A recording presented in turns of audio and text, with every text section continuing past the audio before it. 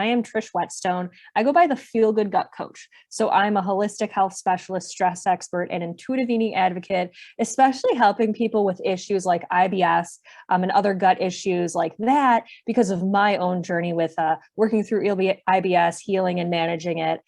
So I help people with nutrition and stress management, and I'm a personal coach for people who are struggling with those issues.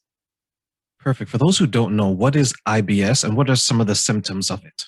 Absolutely. IBS is irritable bowel syndrome. And some of the main symptoms are like bowel movements and digestive concerns, everything from, bloating, gas, diarrhea, constipation, all those fun things we don't like to talk about that cause us discomfort. And really, like, in order to have IBS, you have those things consistently. Everybody has digestive concerns every now and again, but IBS is really a syndrome where it's like we're not quite sure why this is happening, but we do know that there's issue kind of deep down in the gut, and there could be some other underlying causes. But in general, it's like it's an irritable bowel. So when you say irritable, meaning that I guess it's I'm trying to pick my words wisely here. So I guess irritable as in it's like an annoyance, meaning that you feel that you constantly have to go to the washroom, or is it more so a pain while you're doing that? Or is it maybe a mixture of column A, mixture of column B, and something of column C? Exactly. It's a mixture of column A, B, and C. It's kind of one of those things. Gut issues in general, but especially IBS, are very different for everybody. So you can kind of have a mix of constipation, diarrhea, and with that, you can have some people have more cramping and pain. Some people have more nausea. Sometimes it's dependent on the day. We do know, I like to think some of the top triggers for things like this are foods. So a lot of times there are specific foods and people find they have sensitivities or intolerances, foods they really can't tolerate. And then stress is also huge. So it's like, depending on what's happening in that person's life, they might have different issues. And that's kind of like, there are other illnesses and sicknesses within the gut, but IBS is one of those ones where it kind of has column A, B, and C, like you said. And it's kind of like we just give it this syndrome of irritable bowel, but it could be frustrating and hard to deal with for that reason. How important is the food aspect? And the reason why I asked that question, I remember, because I don't eat meat. So I used to be vegan and then went to pescatarian, now only seafood.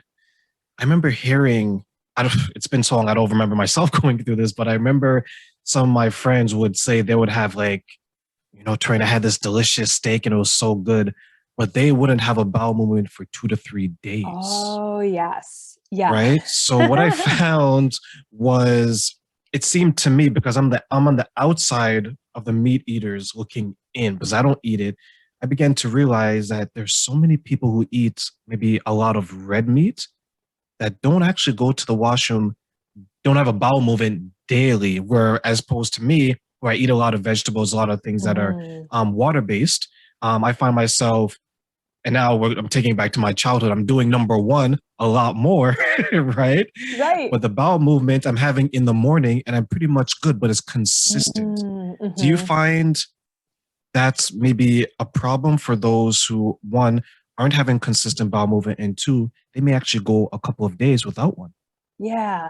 So first of all, I love that you're bringing this up, because first I want to like point out that isn't normal.